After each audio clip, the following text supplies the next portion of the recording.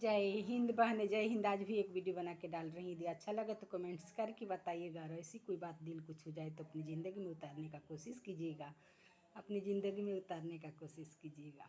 देखिए, आज मैं बहुत खुश हूँ, बहुत खुश हूँ। आशा करती हूँ कि आप लोग भी खुश होंगे, आप लोग भी खुश होंगे। जिस भगवान ने मेरे को इतना ज़्यादा खुशी दी है, उस भगवान को दिल से नमन करती हूँ, दिल से नमन करती हूँ।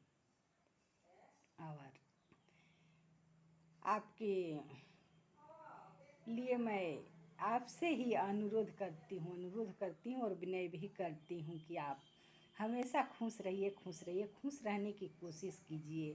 कितने ऐसे मानव हैं, मनुष्य हैं जो हर तरह की खुशी रहते हुए भी दुखी रहते हैं, और कितने ऐसे मानव हैं जो हर तरह से कष्ट में घिरे हुए भी आनंदित रहते हैं, खुश रहते हैं।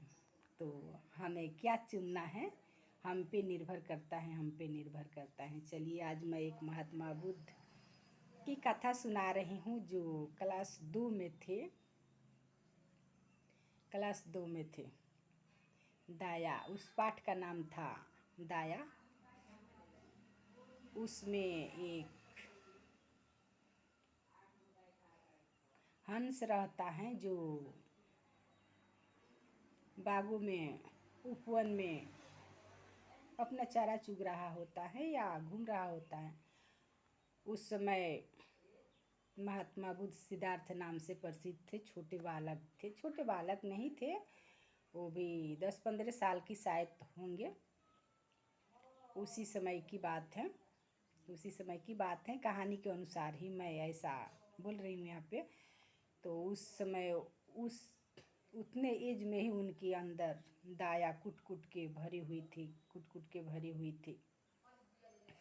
वो भी उपवन में सुबह के समय टहल रहे थे, घूम रहे थे। तो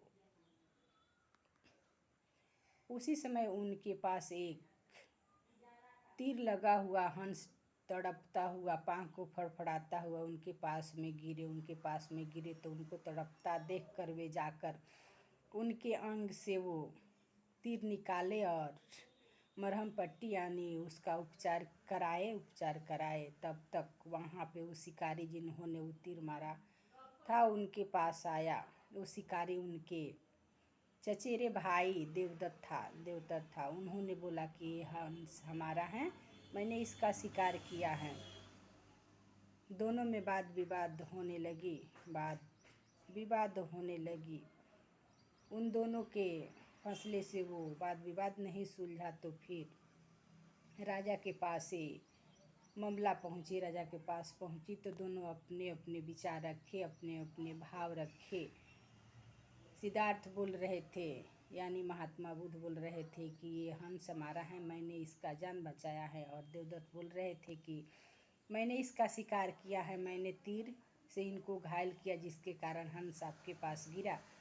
तो शिकार ये हंस मेरा है, हंस मेरा है। दोनों में वाद विवाद फैला। फिर दोनों की बातें राजा ने सुने, दोनों की बातें सुने और फिर अंत में निर्णय लिए कि प्राण को हरने वाले, प्राण को मारने वाले से ज़्यादा श्रेष्ठकर होते हैं प्राण को बचाने वाले, रक्षा करने वाले। तो लास्ट में फैसला सिद्धार्थ की तरफ ही आया।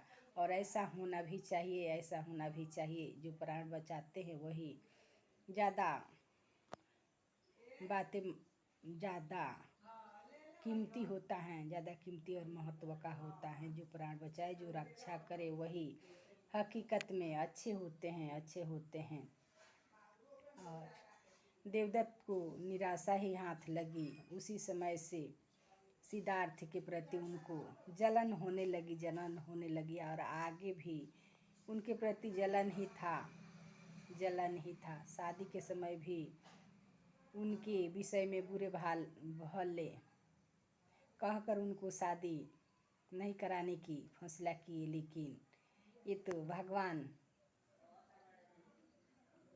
कि यहाँ से ही जोड़ी बनाकर भगवान ने ही भेजा करते हैं। चाहे लाख कोशिश कर लीजिए, लेकिन कौन किनके लिए हैं लाभदायक हैं, कौन किसके लिए अच्छे हैं, वो भगवान फिक्स करके ही भेजा करते हैं। लेकिन क्या, जब अच्छे होने लगते हैं तो सब किसी ने जलन करने लगते हैं। जो